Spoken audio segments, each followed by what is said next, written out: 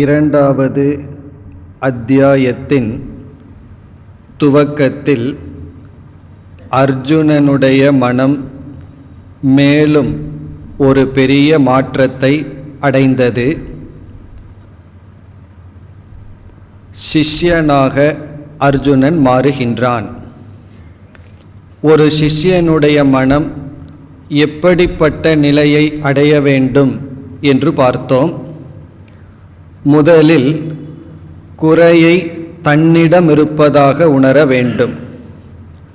நம்முடைய துயரத்திற்கு குறையை வேறிடத்தில் பார்த்து கொண்டிருந்தால் நாம் அந்த இடத்தில்தான் மாற்றத்தை உருவாக்க முயற்சி செய்வோம்.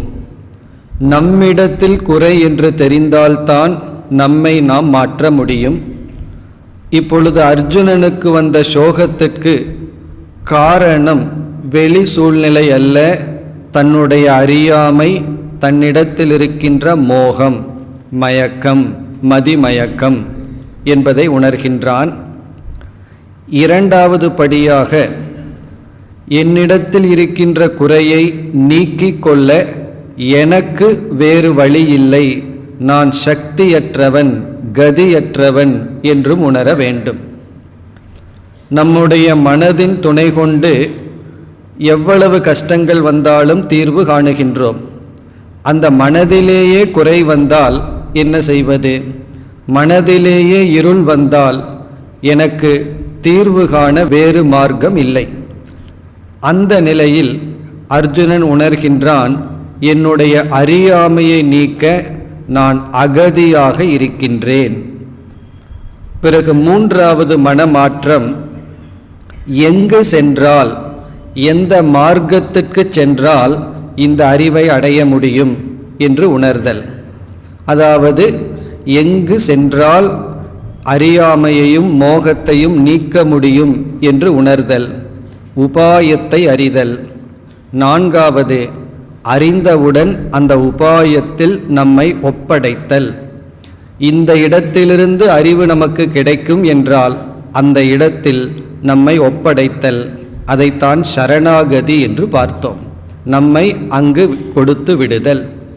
இவ்விதத்தில் அர்ஜுனனுக்கு இந்த 4 படிகளாக மனமாற்றம் ஏற்பட்டு 7வது ஸ்லோகத்தில் கூறுகின்றான், சிஷ்யக அகம், நான் உங்களுடைய சிஷ்யன். எப்படிப்பட்ட நான்? துவாம் பிரபன்னம், உங்களை சரணடைந்துள்ளேன். ஷாதிமாம், ரொம்ப அழகான சொல்.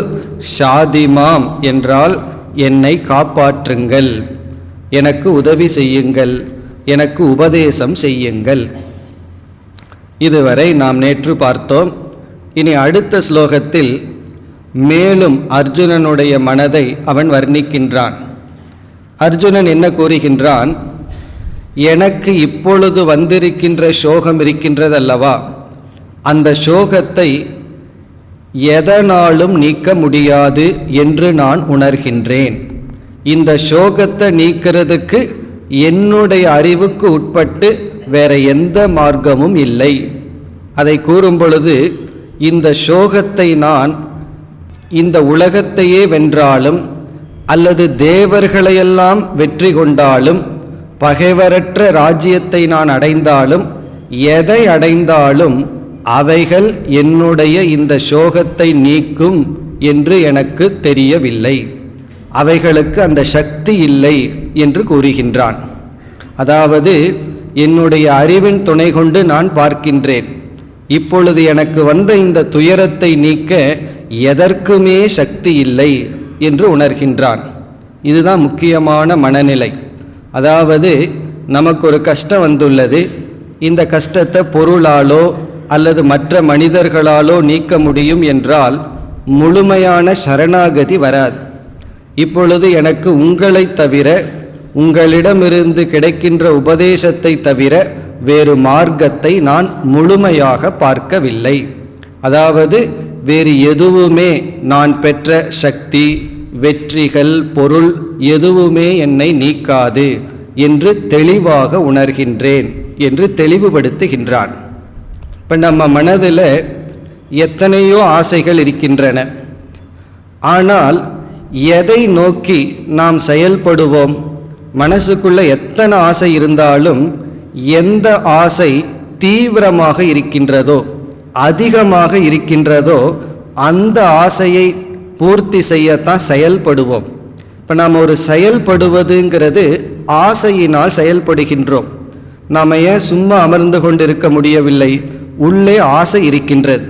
ஆனால் எத்தனையோ ஆசை இருக்கின்றதே, நான் ஏன் இந்த செயலில் ஈடுபடுகின்றேன் என்றால், எந்த செயலில் நாம் ஈடுபடுகின்றோமோ அந்த செயலில் ஈடுபட ஆசை நமக்குள் வலுவாக இருக்கும். இப்போ இதிலிருந்து என்ன தெரிகிறது?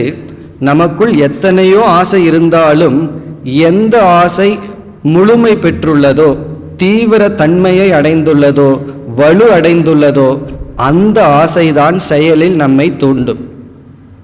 இப்போ கீதை படிக்கணும், நல்ல விஷயங்களை கேட்கணும்னு எல்லாத்துக்கும் ஆசைதான். ஏன் அது செயலாக வடிவெடுப்பதில்லை? அந்த ஆசை வலு அடைவதில்லை, உறுதி அடைவதில்லை. இப்போ இந்த ஸ்லோகத்தில், 8வது ஸ்லோகத்தில் அர்ஜுனன் உறுதிப்படுத்துகின்றான், நான் உங்களிடம் சரணடைந்துள்ளேன், நான் ஒரு சிஷ்யனாக இருக்கின்றேங்கிறது உறுதி இல்லாத ஆசை அல்ல. ஏன்னா பலர் நம்மிடம் என்ன சொல்லலாம், எனக்கு தத்துவத்தை எல்லாம் பயில வேண்டும் என்று ஆசை இருக்கிறதுன்னு சொல்லுவார்கள்.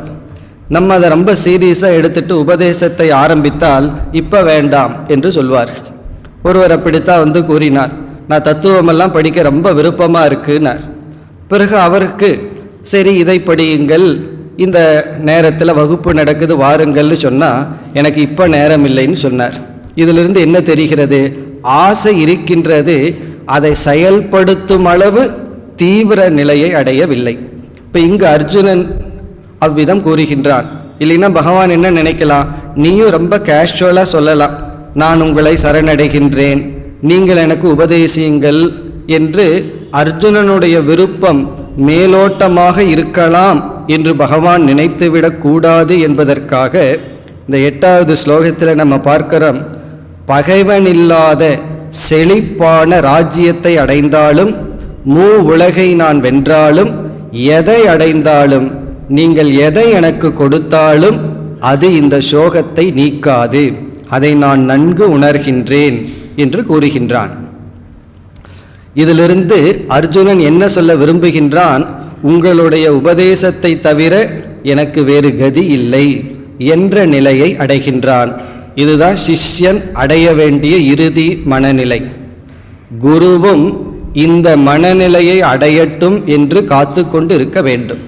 அதாவது இந்த உபதேசத்தை தவிர எனக்கு வேற மார்க்கமில்லைங்கிற அளவுக்கு சிஷ்யன் மனப்பக்குவம் அடைந்திருக்க வேண்டும், ஆசை உறுதியாகி இருக்க வேண்டும். ஒரு சிறு குழந்தை பசிக்கின்றது என்று அழுகும் பொழுது தாய்க்கு ஏதாவது வேலை இருந்தால் பொம்மைகளை கொடுத்து கவனத்தை திருப்புவார்கள். அது எவ்வளவு நேரம் நடைபெறும்னா அந்த பசி தீவிர தன்மையை அடையும் வரை. பசி அதிகமாகிவிட்டால் எந்த பொம்மையும் எதுவும் அந்த குழந்தையை திருப்திப்படுத்தாது, அந்த உணவு ஒன்றுதான் திருப்திப்படுத்தும்.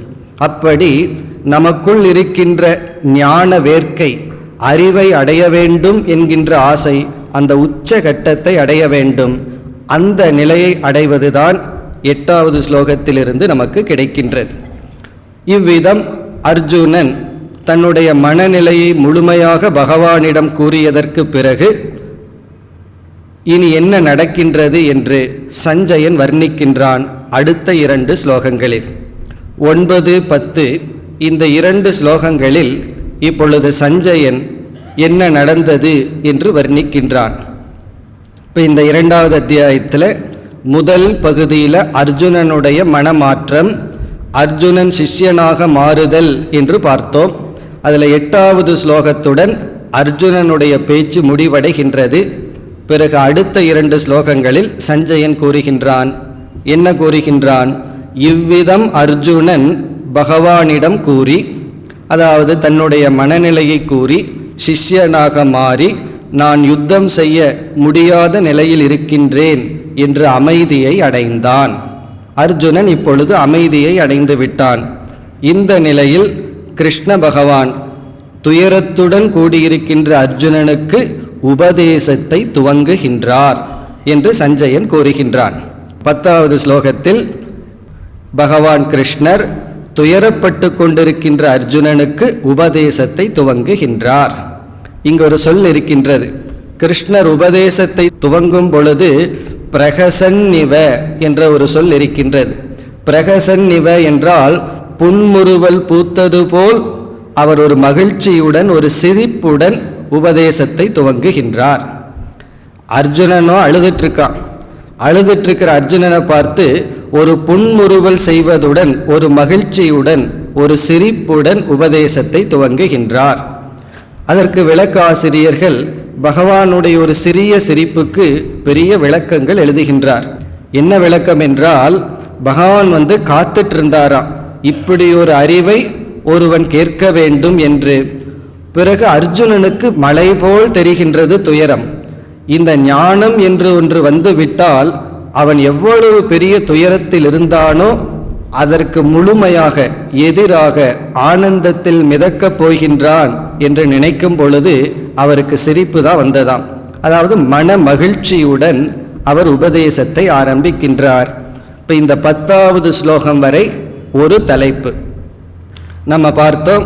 2வது அத்தியாயத்தில் 4 தலைப்புகள் இருக்கின்றன. 4 மேஜர் டாபிக்னு பார்த்தோம். அதில் முதல் தலைப்பு அர்ஜுனன் சிஷ்யனாக மாறுதல். 1வது அத்தியாயத்தில் அர்ஜுனனுடைய மனசில் சில மாற்றங்கள். இப்போ இந்த அத்தியாயத்தில் சிஷ்யன் என்கின்ற மனநிலையை அடைந்து விட்டான். இனி அடுத்தது சாங்கியம் அல்லது ஆத்ம தத்துவத்தை பற்றிய உபதேசம். 3வது தலைப்பு கர்மயோகம். 4வது தலைப்பு ஞானியினுடைய வர்ணனை, ஞானியாக இருப்பது எப்படி என்பது இறுதி தலைப்பு. இப்பொழுது நாம் 2வது தலைப்புக்குள் வருகின்றோம். 11வது ஸ்லோகத்தில் பகவான் பேச ஆரம்பிக்கின்றார். இந்த ஸ்லோகத்தை தான் சற்று நாம் விளக்கமாக பார்க்க இருக்கின்றோம்.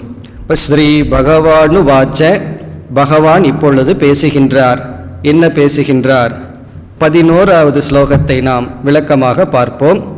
நாம் இப்படி பார்க்கும் பொழுது எந்த ஸ்லோகம் முக்கியமோ அதை எடுத்துக்கொண்டு விளக்கமாக பார்க்கலாம். சில ஸ்லோகங்களினுடைய சாராம்சத்தை மட்டும் பார்க்கின்றோம். அப்பொழுதுதான் நம்ம குறித்த காலத்திற்குள் நாம் எவ்வளவு முடிக்க முடியுமோ அதை முடிக்க முடியும். ஆனால் இந்த ஸ்லோகத்தை இப்பொழுது விரிவாக பார்ப்போம். இந்த ஸ்லோகம் என்ன?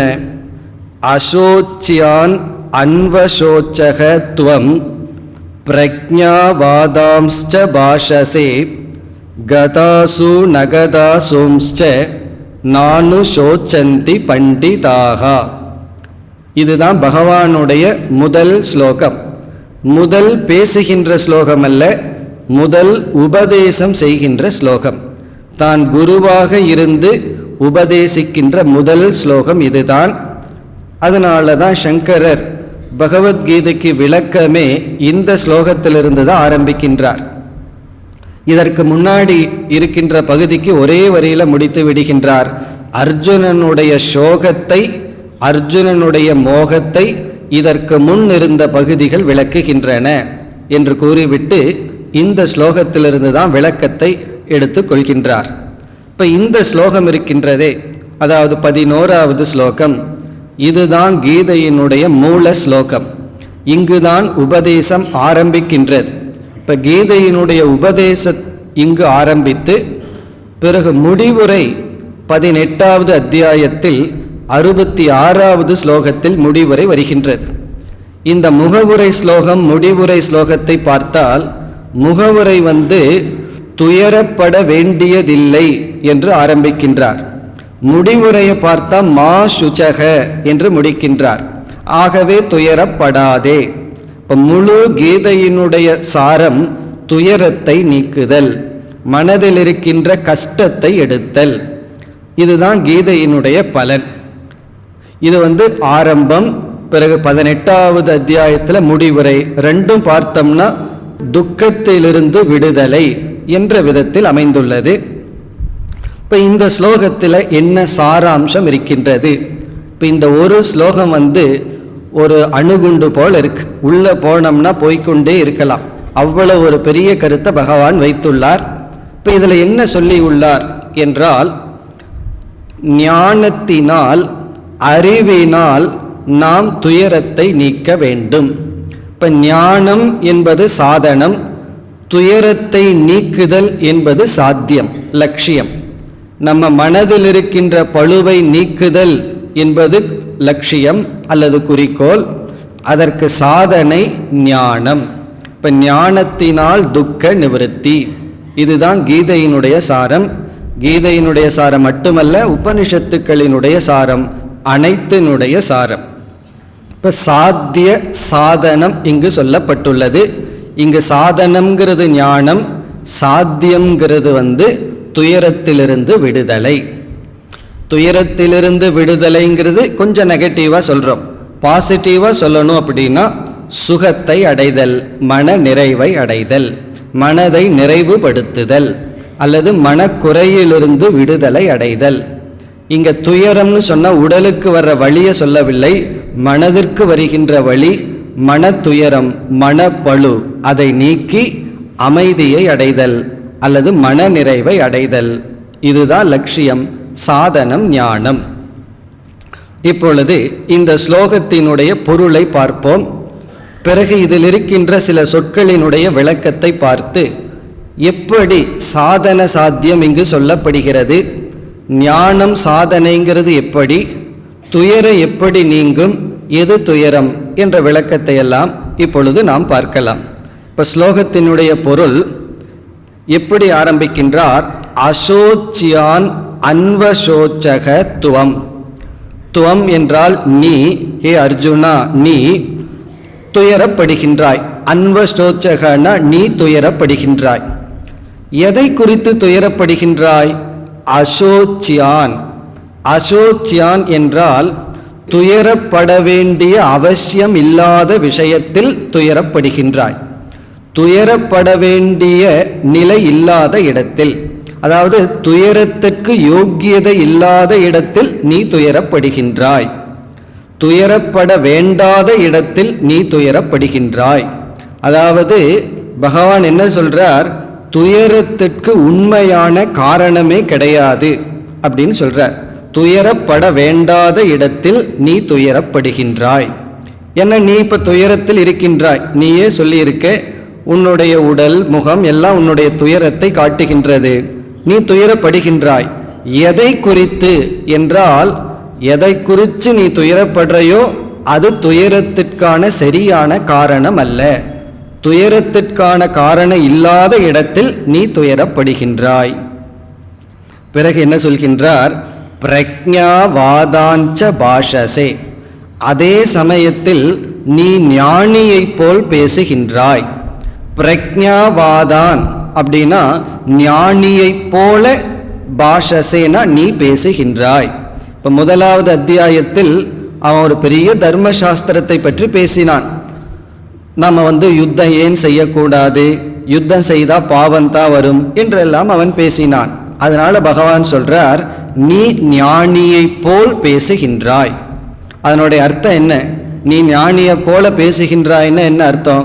உன்னை பார்த்தா அறிவாளி மாதிரி இருக்கு அப்படின்னு என்ன அர்த்தம்? நீ முட்டாள் அர்த்தம். அப்படி நேரடியாக சொல்றதுக்கு பதுவா உன்னை பார்த்தா அறிவாளி மாதிரி இருக்கு, நீ அறிவாளியை போல பேசுகின்றாய்னா நீ உன்னுடைய பேச்சு அனைத்தும் அறிவுக்கு ஒத்து வருவதல்ல, அறிவுக்கு புறம்பாக பேசுகின்றாய்.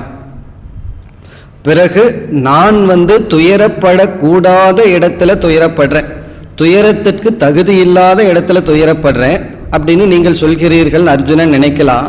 பிறகு யார் துயரப்பட மாட்டார்கள்?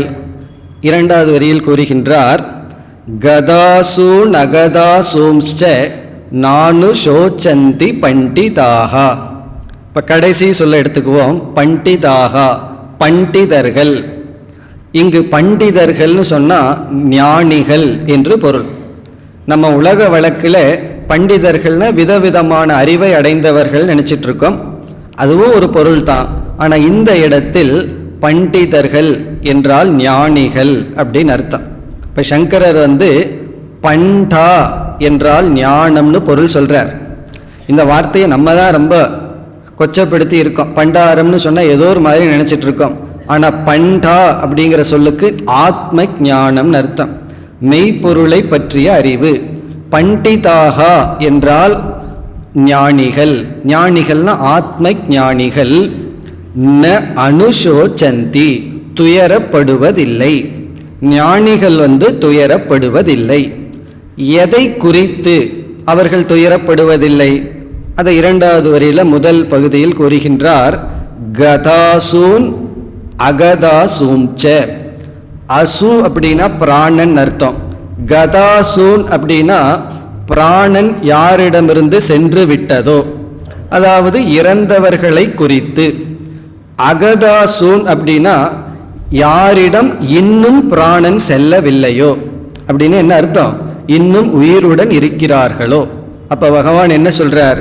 உயிருடன் இருப்பவரை குறித்தோ இறந்து போனவர்களை குறித்தோ, அப்படின்னா கடந்ததை குறித்தோ நிகழ்ந்ததை குறித்தோ நிகழப் போவதை குறித்தோ ஞானிகள் துயரப்படுவதில்லை.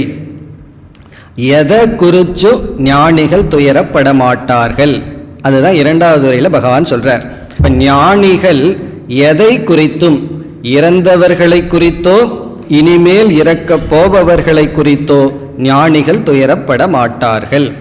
ஆனா நீ இப்பொழுது துயரப்படுகின்றாய், ஞானியைப் போல்தான் பேசுகின்றாய், துயரப்பட வேண்டாத இடத்தில் நீ துயரப்படுகின்றாய். இதுதான் இந்த ஸ்லோகத்தினுடைய பொழிப்புரை. இப்ப நீ துயரப்பட வேண்டாத இடத்தில் துயரப்படுகின்றாய், ஞானியைப் போல் பேசுகின்றாய். இறந்தார்க்கோ இருப்பார்க்கோ ஞானிகள் துயரப்பட மாட்டார்கள். இதுதான் இந்த ஸ்லோகத்தினுடைய பொழிப்புரை.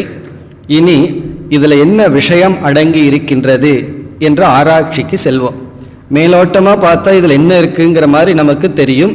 ஆனா சற்று உள்ளே போனா இதற்குள்ள என்னென்ன விஷயங்கள் அடங்கி இருக்கின்றது என்று நாம் உணரலாம்.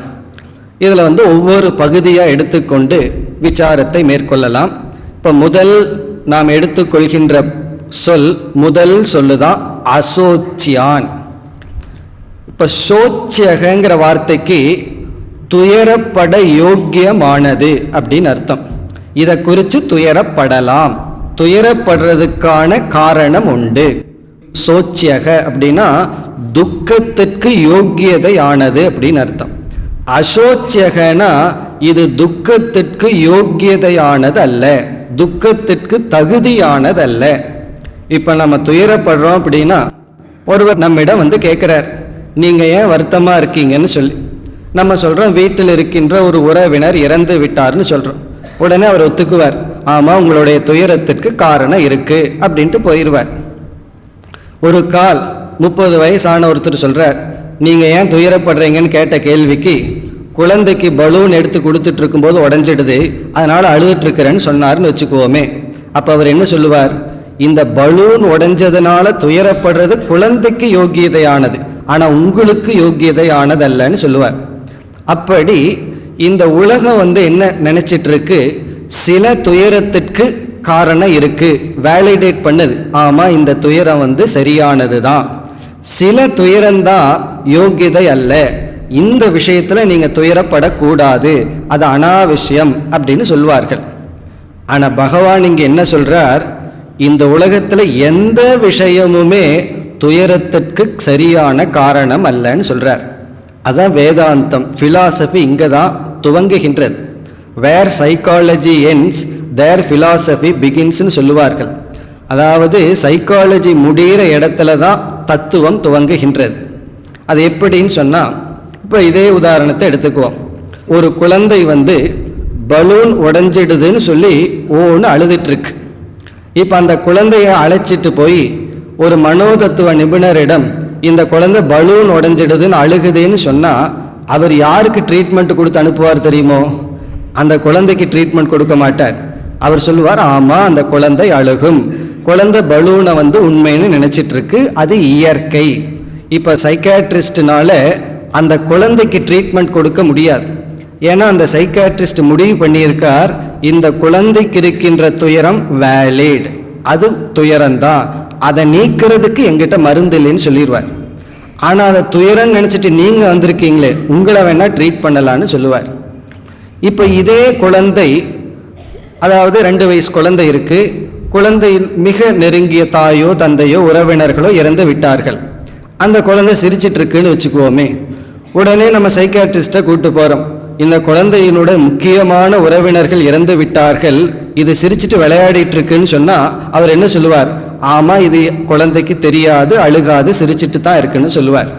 அப்போ சைக்காட்ரிஸ்ட் குழந்தையை ட்ரீட் பண்ண மாட்டார். ஆனால் இது நீங்கள் ஆப்போசிட்டாக எடுத்துக்க. பலூன் உடஞ்சிடுதுன்னு சொல்லி 30 வயசு ஆனால் அப்பா அழுக ஆரம்பிச்சார்னு வச்சுக்குவோமே, அப்போ தான் சைக்காட்ரிஸ்ட் அவரை ட்ரீட் பண்ணுவார். இதுக்கு நீங்கள் அழுகக்கூடாது. இப்போ அவரே அவருடைய தாய் தந்தையினுடைய மரணத்தை பார்த்துட்டு சிரிச்சிட்டு விளையாடிட்டு இருந்தாருன்னு வச்சுக்குவோமே, அவருக்கு ட்ரீட்மெண்ட் தேவை. அப்போ இதிலிருந்து மனோதத்துவத்தில் என்ன முடிவு செய்துள்ளார்கள்? சில துயரத்திற்கு சொல்யூஷன் கிடையாது. அப்நார்மல் சாரோக்கு தான் சொல்யூஷன் இருக்கு. நார்மல் சாரோ அப்படின்னு சொல்லி அவர்கள் டிஃபைன் பண்ணி வச்சிருக்காங்க. இப்போ ஒரு 30 வயதான ஒருவர் தன்னுடைய தந்தை இறந்துட்டார்னு அழுதுட்டு இருக்காருன்னு வச்சுக்குவோமே, கண்டிப்பா அவருக்கு மனோதத்துவ ரீதியில ட்ரீட்மெண்ட் தேவையில்லை. மனோதத்துவ ரீதியில ட்ரீட்மெண்ட்டுக்கு போனாலும் ட்ரீட் பண்ண மாட்டார். அவர் என்ன சொல்லுவார்? ஆமா, இயற்கை, கொஞ்ச நாள் இந்த துயரம் இருக்கத்தான் இருக்கு. அப்ப இதுல இருந்து அந்த சைக்காட்ரிஸ்ட் என்ன சொல்லுவார்னா, இந்த துயரத்தை நீக்கிறதுக்கு எங்கிட்ட சொல்யூஷன் கிடையாது. காரணம் என்ன? நமக்கு விரும்பிய ஒருவர் இறந்தால் அந்த நேரத்தில் வர்ற துயரம் வரத்தான் வரும் என்று சொல்லி விடுவார். இதிலிருந்து இந்த உலகத்தில் என்ன முடிவு பண்ணியிருக்கோம்? சில துயரங்கள் தான் காரணமற்றது, யோக்கியதை அற்றதுன்னு சொல்றோம். இப்ப அசோச்சியான்னு சொன்னா துயரத்துக்கு காரணம் இல்லை, யோக்கியதை அற்றது. அதை எப்படி புரிஞ்சுக்கலாம்? அதாவது 30 வயசானவன் பலூனுக்காக அழுகிறது அசோச்சியான். ஆனா அதே இது உறவினர்கள் இறந்துட்டான் அழுகிறது அசோச்சியான் அல்ல, உலகத்தை பொறுத்தவரை. இப்போ அவர்கள் என்ன சொல்வார்கள்? அது இயற்கை. இப்போ அங்கே ட்ரீட்மெண்ட் கிடையாது. இப்போ இந்த உலகத்தில் என்ன நியதினா, சில துயரம் கண்டிப்பாக வரத்தான் வரும், அதற்கு வேற மார்க்கம் கிடையாதுன்னு விட்டு விடுவார்கள். ஆனால் இங்கே பகவான் என்ன உபதேசம் செய்கிறார்? இந்த உலகத்தில் எந்த துயரத்துக்குமே உண்மையான காரணம் கிடையாது. அந்த காரணம் பொய் தான். இப்போ பிலாசபி என்ன கேரண்டி பண்ணுதுன்னா, இந்த உலகம் எவைகளையெல்லாம் துயரம்னு சொல்லி ஏற்றுக்கொண்டு அதற்கு சொல்யூஷன் கொடுக்கலையோ அந்த இடத்திலிருந்து தான் தத்துவம் துவங்குகின்றது. அந்த இடத்தில் இருக்கின்ற துயரத்தையும் அறிவினால் நீக்க முடியும். அதனால தான் யார் வேதாந்தத்திற்கு அல்லது தத்துவத்திற்கு வர வேண்டும்னா, யாருக்கு நார்மல் மைண்ட் இருக்கோ அவங்க தான் வரணும். அப்நார்மல் மைண்டில் இருக்கிறவங்களுக்கு வேதாந்த உபதேசமோ தத்துவ உபதேசமோ செல்லாது. இப்போ ஒருவர் துயரத்தில் ரொம்ப வாடி இருக்கார், அல்லது மகிழ்ச்சியிலே இன்பத்திலேயும் செலுத்தி இருக்கிறார், அவரிடம் போய் தத்துவத்தை உபதேசிக்க முடியாது.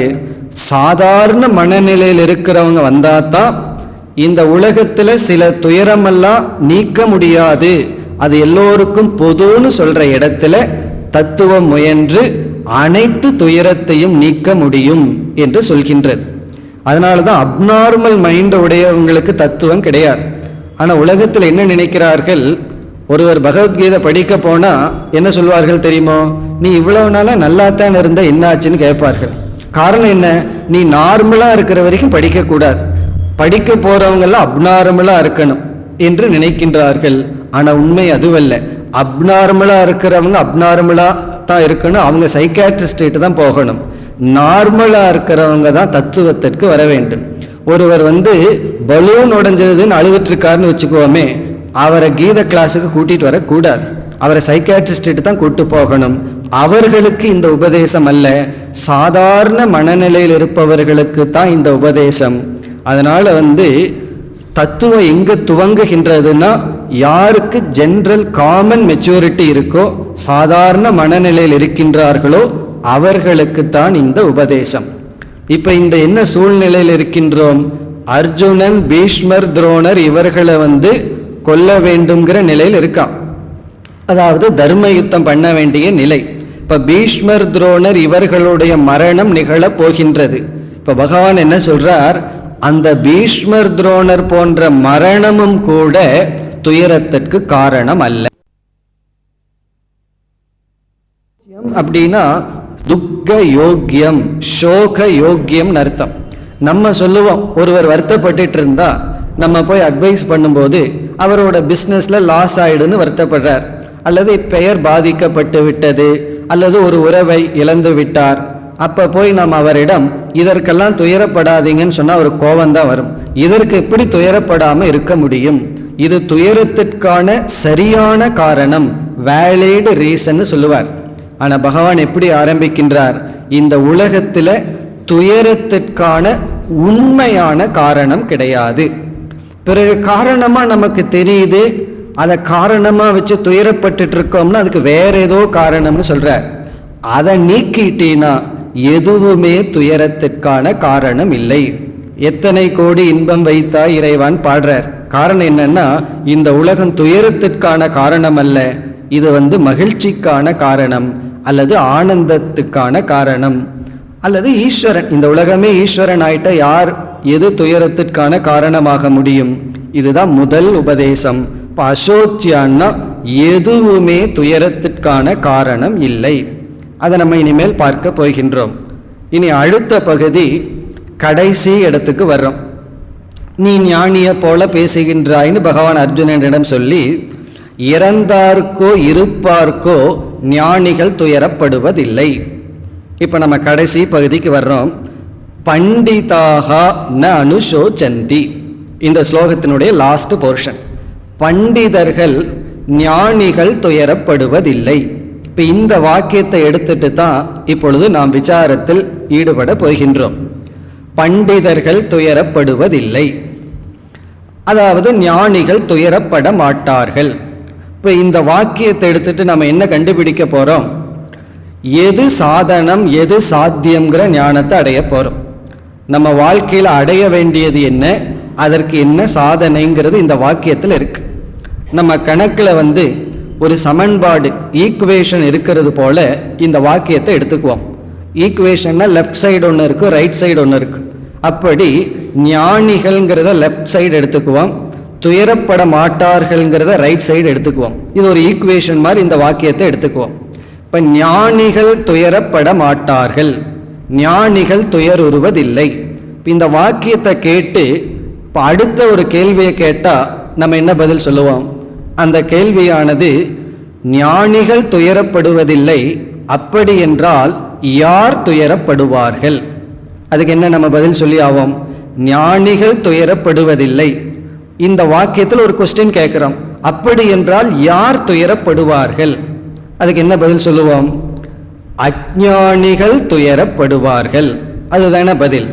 ஞானிகள் துயரப்படுவதில்லை, யார் துயரப்படுவார்கள்? அஞ்ஞானிகள், அறியாமையில் உடையவர்கள் துயரப்படுவார்கள். இப்ப துயரப்படுவதில்லைங்கிற நெகேஷனை இங்க நீக்கணும்னா அதை இங்க போடணும்.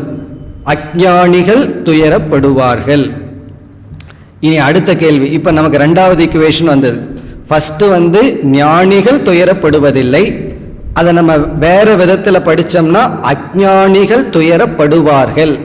அந்த துயரப்படுவதில்லைங்கிறதுல ஒரு நாட் இருக்கு, அந்த நாட் எடுத்து இங்க போட்டோம்னா அஞ்ஞானிகள் ஆயிரும். அஞ்ஞானிகள் துயரப்படுவார்கள். இனி அடுத்த கேள்வி, துயரத்திற்கு காரணம் என்ன? அதுக்கு என்ன பதில் சொல்லுவோம்? ஞானிகள் துயரப்படுவதில்லை, அஞ்ஞானிகள் துயரப்படுகிறார்கள். அப்படி என்றால் துயரத்திற்கு காரணம் என்ன? என்ன பதில் நம்ம சொல்லுவோம்? நம்மிடமிருந்தே பதில் வந்துடும். அஞ்ஞானம் துயரத்திற்கு காரணம். இப்போ ஞானிகள் துயரப்படுவதில்லை, அஞ்ஞானிகள் துயரப்படுகிறார்கள். அப்ப துயரத்திற்கு காரணம் அஞ்ஞானம் அல்லது அறியாமை. அறியாமை துயரத்திற்கு காரணம். இது தேர்ட் ஈக்குவேஷன். இனி ஃபோர்த் ஸ்டெப்புக்கு வந்தோம்னா அடுத்த கேள்வி, அப்படி என்றால் துயரத்தை நீக்க என்ன உபாயம்? துயரத்திலிருந்து விடுதலை அடைய என்ன மார்க்கம்? மூணாவது ஸ்டெப்ல எப்படி இருக்கா? அறியாமை துயரத்திற்கு காரணம், துயரத்திலிருந்து விடுதலை அடைய என்ன காரணம்? என்ன நம்ம பதில் சொல்லுவோம்?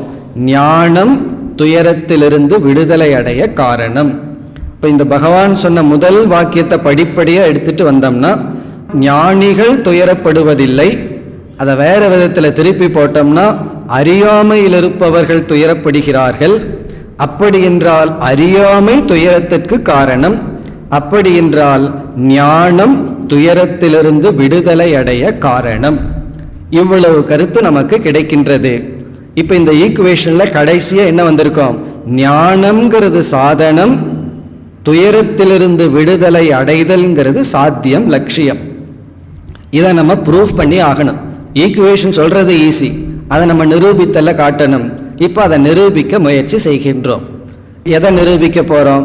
ஞானத்தினாலதான் துயரத்திலிருந்து விடுதலை அடைய முடியும், அல்லது அறியாம துயரத்திற்கு காரணம் என்பதை இப்பொழுது நாம் பார்க்க போகின்றோம். இப்ப ஞானம் அஞ்ஞானம்னு சொல்லும் பொழுது அடுத்த கேள்வி வருது, எதை பற்றிய ஞானம், எதை பற்றிய அஞ்ஞானம்ங்கிறது அடுத்த கேள்வி வருது. இப்ப ஞானம்ங்கிறது காமன் டேர்ம், சாதாரணமான ஒரு சொல். ஞானம்னா அறிவு, அஞ்ஞானம்னா அறிவின்மை. எதை பற்றிய அறிவு, எதை பற்றிய அறிவின்மை, அதுதான் கேள்வி.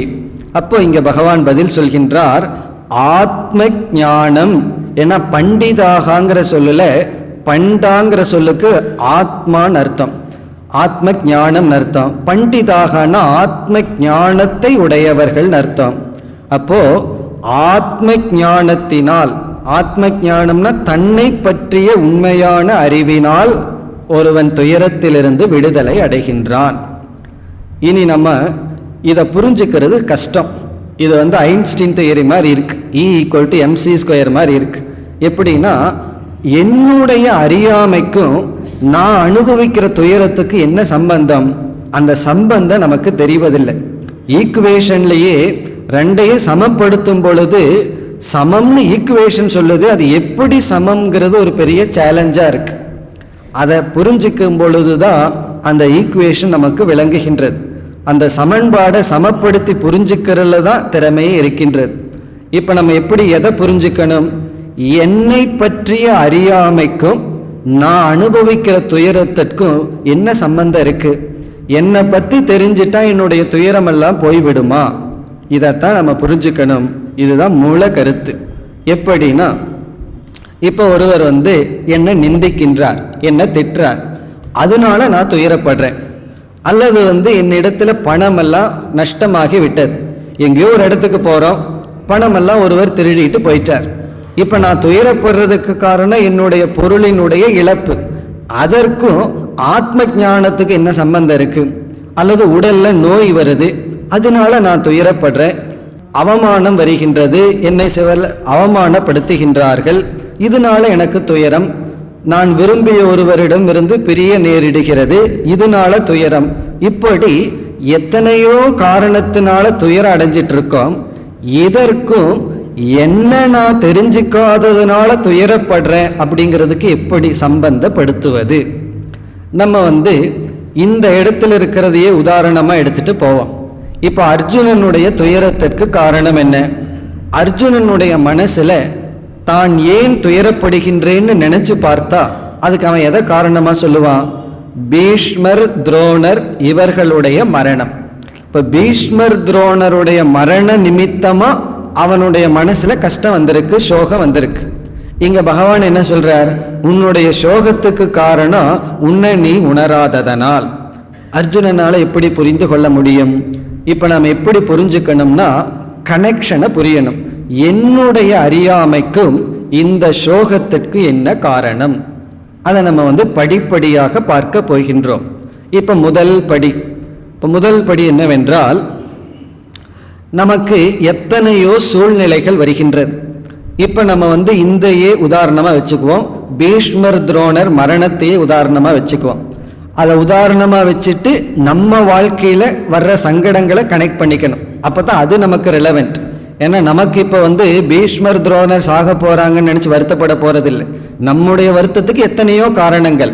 ஆனா இங்க உதாரணமா பீஷ்மர் துரோணரையே வைத்துக் கொள்வோம். அவர்களுடைய மரணம் துயரத்திற்கு காரணமா அர்ஜுனனுக்கு தெரிஞ்சிட்டு இருக்கு. இப்போ படிப்படியா சிந்திச்சு போய் நம்ம ஆத்ம அஞ்ஞானம்தான் துயரத்துக்கு காரணம்னு நிரூபிக்க போறோம், உணர்ந்து கொள்ள போகின்றோம். அதுல முதல் படி, மரணம் என்பது இந்த உலகத்துல நடக்கின்ற நிகழ்ச்சி. இப்ப எவ்வளவோ பேர் இறக்கிறார்கள். அது நீங்க காலையில பேப்பர் எடுத்து பாருங்க, மரணத்தை பற்றி செய்தி இல்லாத செய்தித்தாளே இருக்காது. நம்ம அதையெல்லாம் பார்த்து அழுக ஆரம்பிச்சிடுறோமா? ஐயோ இன்னைக்கு 10 பேர் செத்துட்டாங்க, 20 பேர் செத்துட்டாங்கன்னு அழுகிறதில்லை. அது ஒரு நியூஸா படிக்கிறோம், அது காஃபி குடிச்சிட்டே காஃபியை சுவைச்சிட்டே படிச்சுட்டு இருப்போம், அது ஒரு செய்தி தான். ஆனால் அந்த மரணத்துல நமக்கு விரும்பிய ஒருவர் இருந்து விட்டால் பிறகு அது செய்தி அல்ல, என்னை துயரப்படுத்துகின்ற ஒரு சம்பவம், துயரப்படுத்துகின்ற ஒரு காரணம். இப்போ மரணம்ங்கிறது துயரத்துக்கு காரணமா இருந்தா அர்ஜுனன் துரியோதனன் துஷ்சாதனன் இவர்களுடைய மரணத்தை நினைச்சு அழுகணும்.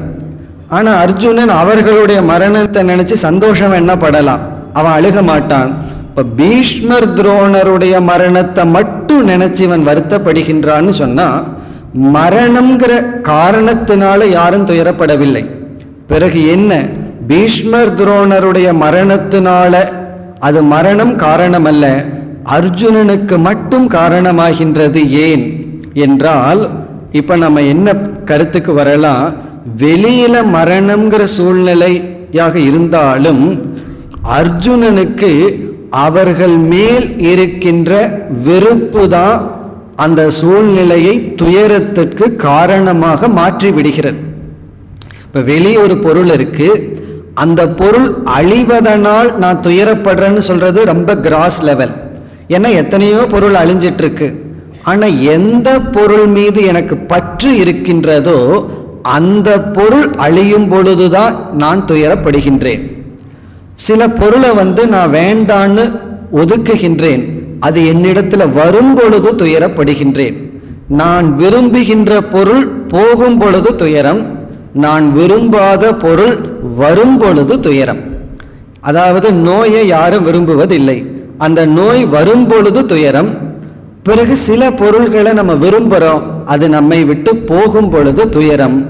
இப்ப நம்ம என்ன முடிவுக்கு வரலாம், வெளி சூழ்நிலைகள் துயரமாக தெரிந்தாலும் அந்த வெளி சூழ்நிலையை துயரத்திற்கான காரணம்னு மாற்றுவது என்னுடைய வெறுப்பு, என்னுடைய ராகத்வேஷம். என்னுடைய வெறுப்பு தான் வெளி சூழ்நிலையை சுக சாதனமாகவோ துக்க சாதனமாகவோ எனக்கு தெரிய வைக்கின்றது. ஒரு அம்மாவுக்கு என்ன ஆச்சு, காலில் ஒரு சின்ன பிராக்சர் ஆச்சு. அவர் 4 மாதம் ஒரே இடத்துல அமர வேண்டியது இருந்தது. இது சுகத்துக்கான சூழ்நிலையா துக்கத்துக்கான சூழ்நிலையா? இது வெளி சூழ்நிலையில துக்கம்தான்.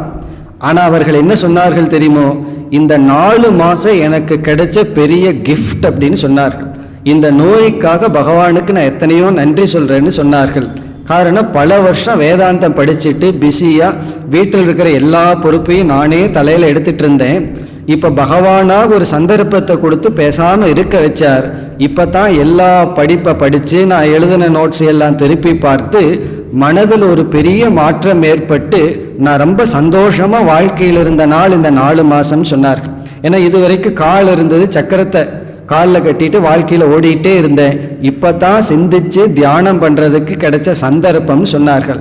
இப்ப அவர்களை பொறுத்த வரைக்கும் அந்த நோயை அவர்கள் ஏற்றுக்கொண்ட காரணத்தினால் அது துயரத்திற்கான காரணம் அல்ல. ஒரு கால் அதை ஏற்றுக்கொள்ளவில்லை என்றால் அது துயரத்துக்கான காரணம்னு சொல்லுவோம். அது நோயா இருக்கலாம், எது வேண்டுமானாலும் இருக்கலாம். வெறுப்பு தான் வெளி சூழ்நிலையை நமக்கு சுகத்திற்கும் துக்கத்திற்கும் காரணம் என்று சொல்ல வைக்கின்றது. இதை நம்ம புரிஞ்சிட்டோம்னா நம்ம வெளியிருந்து உள்ள வர்றோம். அதாவது வெளி சூழ்நிலை என்னை துயரப்படுத்துகிறதுங்கிறத விட என்னுடைய வெறுப்பு வெளி சூழ்நிலையை துயரத்திற்கான காரணம்னு காட்டுகின்றது. இந்த ஸ்டெப்புக்கு வந்திருக்கோம். இனி அடுத்த ஸ்டெப்புக்கு போவோம். இந்த வெறுப்பு ஏன் வந்தது? இந்த வெறுப்புக்கு காரணம் என்ன? ராகத்வேஷத்துக்கு என்ன காரணம்? இது அடுத்த கேள்வி. நம்ம ஏற்கனவே பார்த்தோம், அர்ஜுனனுடைய மனதில் பற்று வந்ததற்கு காரணம் என்னன்னு மேலோட்டமா பதில் பார்த்தோம். இங்கு சற்று ஆழமாக பார்க்கின்றோம். நாம் முதல்ல பார்க்கும் பொழுது அர்ஜுனனுடைய மனதில் துரோணர் மீது பற்று வந்ததற்கு காரணம் மேலோட்டமான ஒரு காரணம் பார்த்தோம். அவர்களிடமிருந்து இவன் பலனை அனுபவித்தான், அந்த கிராட்டிடியூடுல பற்று வந்ததுன்னு பார்த்தோம்.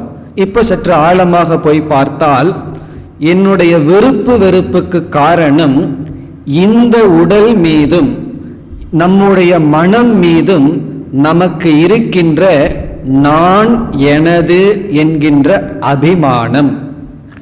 இப்ப ராகத்வேஷத்திற்கு காரணம் உடலிலும் மனதிலும் உடைமை பொருள்களிலும் நான் எனது என்கின்ற அபிமானம், ஒரு அட்டாச்மெண்ட். இந்த உடலை நான் நினைக்கும் பொழுது, மனசையும் நான் நினைக்கும் பொழுது வெறுப்பு வெறுப்புகள் உற்பத்தி ஆகின்றன. ஏன் என்றால் இந்த உடலுக்கு உகந்ததுன்னு ஒன்று இருக்கு, இந்த மனித உடலுக்கு ஆகாததுன்னு ஒன்று இருக்கு. இப்ப நம்ம ரூம்ல அமர்ந்து கொண்டு இருக்கின்றோம். ஒரு எலி நம்ம பக்கத்துல கால் மேல ஏறுதுன்னு வச்சுக்குவோமே, உடனே அது வெறுப்புக்குரியது, நம்ம அடிச்சு துரத்துவோம், அருவருப்புடன் இருப்போம். காரணம் என்னன்னா, ஏன் வெறுப்பு வந்தது, ஏன் கஷ்டம் வந்தது அந்த எலியை பார்த்த உடனே? இந்த உடலுக்கு அது உகந்தது அல்ல. சப்போஸ் நம்ம பூனையா இருக்கிறோம்னு வச்சுக்குவோமே, எலி முன்னாடி நின்னா என்ன ஆகும்? ஒரு அழகான டின்னர் அல்லது பிரேக்ஃபாஸ்ட் கிடைச்ச மாதிரி. இப்போ பூனையினுடைய உடலுக்கு அந்த எலிங்கிறது வெறுப்புக்குரிய பொருள் அல்ல. இப்போ வெறுப்பு வெறுப்புங்கிறது நம்முடைய உடலின் அடிப்படையில், இந்த உடலுக்கு உகந்ததன் மீது வெறுப்பு, இந்த உடலுக்கு ஒவ்வாததன் மீது வெறுப்பு.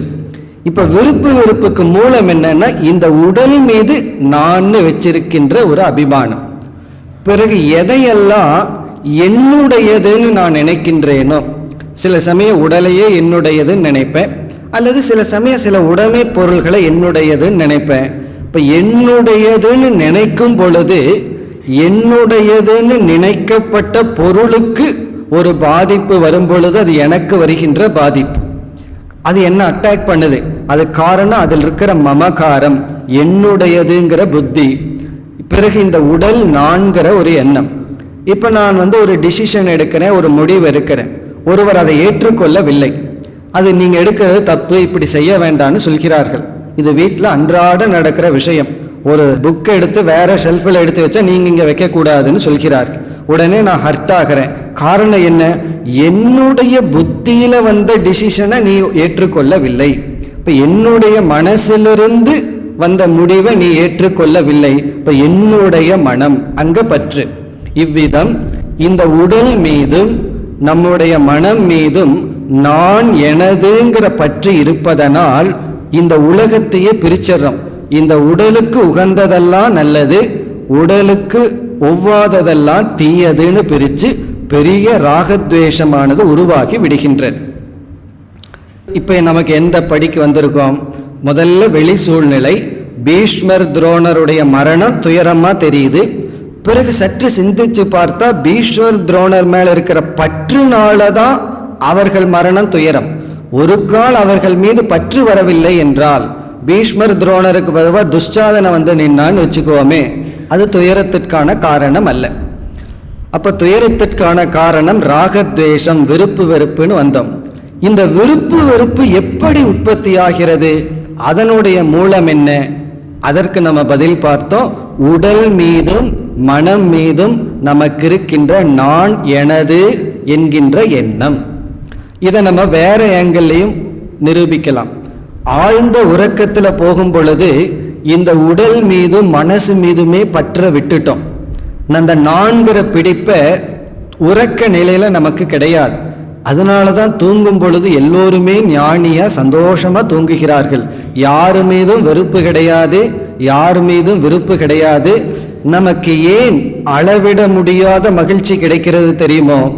இந்த உடல் மீது இருக்கின்ற நான் எனதுங்கிறத எடுத்துட்டதுனால, இந்த உடல் மீது இருக்கிற நான் எனதுங்கிற உறக்கத்துல எடுத்துட்டதுனால இந்த உலகத்தின் மீது வெறுப்பில்லை, எதுவும் நமக்கு தெரியவில்லை, மகிழ்ச்சியாக உறங்குகின்றோம்.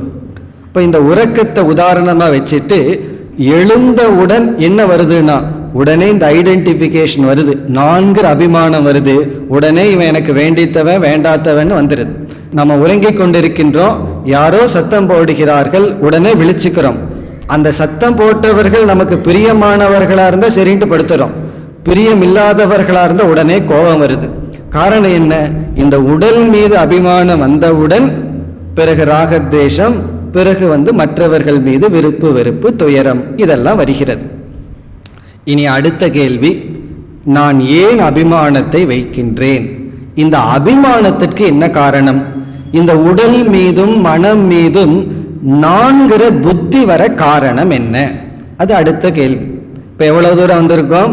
வெளி சூழ்நிலையிலிருந்து நம்முடைய விருப்பு வெறுப்புக்கு மூலம் உடலின் மீதும் மனம் மீதும் நான்கிற எண்ணம். இது ஏன் வந்தது?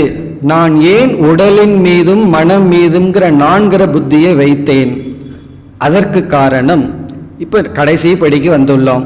இந்த இடத்துல ஒரு பெரிய ஸ்டெப்பை நம்ம போக வேண்டியது இருக்கு. இது காலில் தாண்ட முடியாது, போல்வாட்டில் தாண்டுற மாதிரி இருக்கு. அதற்கு நம்ம என்ன காரணம் சொல்றோம்? ஒரு உதாரணத்தின் மூலமா அந்த காரணத்துக்கு போவோம்.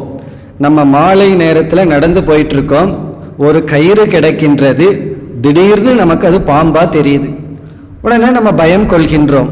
இப்ப நம்ம ஒரு கேள்வியை கேட்கிறோம், அந்த கயிற்றை நீ பாம்பாக பார்த்ததற்கு என்ன காரணம்? அது கயிறு தான், பாம்பா தெரிகிறதுக்கு என்ன காரணம்னு கேட்டா நம்ம என்ன காரணம் சொல்லுவோம் என்றால், கயிற்றை பார்க்காததுனாலன்னு சொல்ல மாட்டோம். கயிற்றை பார்க்காமையே போயிருந்தோம்னா அங்க பாம்பையும் பார்த்திருக்க மாட்டோம். கயிற்றை பார்த்திருக்கிறோம். கயிற்றை பார்க்காம இருந்தா எப்படி அங்க பாம்பு தெரியும்?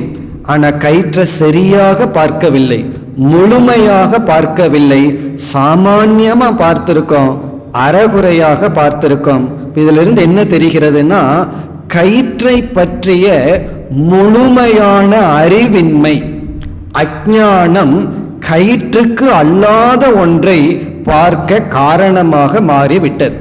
இப்ப கயிற்றை பற்றிய முழுமையான ஞானம், அறகுறை ஞானம் இருக்கு, சாமான்யமான ஞானம் இருக்கு, ஆனா விசேஷமான ஞானம் இல்லாததனால் அதற்கு அப்பாற்பட்ட ஒன்றை நாம் பார்க்கின்றோம். அதே போல நான்கிற சொல்லுக்கு நமக்கு ஏதோ ஒரு அர்த்தம் தெரியுது. நம்ம தெரியாதவர்கள் யாரும் இல்லை, ஆனா முழுமையாக தெரியாத காரணத்தினால், நான்கிற சொல்லுக்கு முழுமையான அர்த்தம் தெரியாத காரணத்தினால், இந்த நான்கிற சொல்லுக்கு நான் அல்லாத உடலை நான் என்று நினைக்க நேரிட்டு விட்டது. இப்ப நான்கிற சொல்லுக்கு முழுமையான அர்த்தம் பூர்ணமான ஆத்மா, அது தெரியாததுனால நான் அல்லாத உடலை நான் என்று பார்த்து விட்டேன். அந்த பாம்பு தான் நம்முடைய உடல், கயிறு தான் நம்முடைய ஆத்மா. இந்த கயிறுங்கிற ஆத்மாவை முழுமையா புரிஞ்சிக்காததுனால கயிற்றுக்கு அல்லாத பாம்பை நான் புரிஞ்சிட்டேன். அதனுடைய விளைவு தான் மீதி எல்லாம். படிப்படியா போனா மீதி விளைவுகளா அதனுடைய விளைவு. இப்ப அர்ஜுனன் நான் ஆத்மா என்று சரியாக உணர்ந்து விட்டால், நான் ஆத்மான்னு உணர்ந்துட்டா அந்த ஆத்மா அழிவதில்லை. அதை பற்றியெல்லாம் இனி அடுத்த ஸ்லோகத்திலிருந்து பகவான் விளக்க போகின்றார். அந்த ஆத்மாவை பற்றிய சரியான அறிவு என்னன்னு சொல்ல போறார். அப்படி சொல்லும் பொழுது அந்த ஆத்மாவுக்கு அழிவு கிடையாது. இப்ப இந்த உடலுக்குள் இருக்கிற ஆத்மாவுக்கு அழிவில்லைன்னா, பீஷ்மர் துரோணர் அவர்களுடைய உடலுக்குள் இருக்கிற ஆத்மாவுக்கு அழிவில்லை. அப்ப அழியாத ஆத்மா நான் என்றால், அழிகின்ற உடலெல்லாம் ஆத்மாவின் மீது பாம்பை போல ஏற்றி வைக்கப்பட்டுள்ளதுன்னு நான் புரிந்து கொண்டால், இப்ப நான்கிற சொல்லுக்கு இந்த உடல் அல்ல அப்படின்னு புரிஞ்சிட்டேன்னா என்ன ஆகும்? எனக்கு ஏது ராகத்வேஷம்? நான்கிற சொல்லுக்கு இந்த உடல் அல்ல ஆன்மான்னு புரிஞ்சிட்டேன்னா பிறகு அபிமானம் இந்த உடல்ல கிடையாது, ராகத்வேஷம் கிடையாது. அப்ப வெளி சூழ்நிலை துயரத்திற்கு காரணம் அல்ல. இப்ப கீதை நமக்கு எப்படிப்பட்ட அறிவை கொடுக்குதுன்னா, வெளி சூழ்நிலைய மாத்தி நம்ம சந்தோஷமா வச்சுக்க போறது கிடையாது. வெளி சூழ்நிலையை பகவத்கீதை மாற்றி கொடுக்க போவதில்லை. வெளி சூழ்நிலையை அப்படியே வச்சுட்டு நம்முடைய ராகத்வேஷத்தை மாற்ற போகுது. எப்படி மாற்ற போகுது? உடலில் இருக்கின்ற அபிமானத்தை நீக்கிறதன் மூலம். அது எப்படி நீக்கும்? நம்மை பற்றிய அறிவை கொடுப்பதன் மூலம். இப்ப நம்மை பற்றிய அறிவை சரியா அடைஞ்சிட்டோம்னா உடலில் இருக்கின்ற பற்று நீங்கும். உடலில் இருக்கின்ற பற்று நீங்க விருப்பு வெறுப்பு நீக்கப்படும். விருப்பு வெறுப்பு நீங்கினால் வெளி சூழ்நிலை அப்படியே இருக்க நாம் எந்த விதத்திலும் பாதிக்கப்படாமல் இருப்போம். அந்த நிலையில் அசோச்சியான், எந்த சூழ்நிலையும் நமக்கு துயரத்திற்கு காரணம் அல்ல. இந்த நிலைதான் ஜீவன் முக்தி. அப்ப பகவான் இனிமேல் என்ன சொல்ல வேண்டும்? ஆத்மாவினுடைய சொரூபம் என்ன, ஆத்மாவினுடைய தன்மை என்ன, நான் நீ சொல்லும்போது எதை புரிந்து கொள்ள வேண்டும், அந்த அறிவை அடுத்த ஸ்லோகத்திலிருந்து ஆரம்பித்து 25வது ஸ்லோகம் வரை சொல்ல போறார். இப்ப இனிமேல் வருகின்ற ஸ்லோகம் ஆத்மாவை பற்றிய அறிவு, அதனுடைய விளைவு துயரத்திலிருந்து விடுதலை. நாளை நாம் தொடர்வோம். ஓம் பூர்ணமத பூர்ணமிதம் பூர்ணாத் பூர்ணமுதச்யதே பூர்ணஸ்ய பூர்ணமாதாய பூர்ணமேவாவசிஷ்யதே. ஓம் சாந்தி சாந்தி சாந்தி.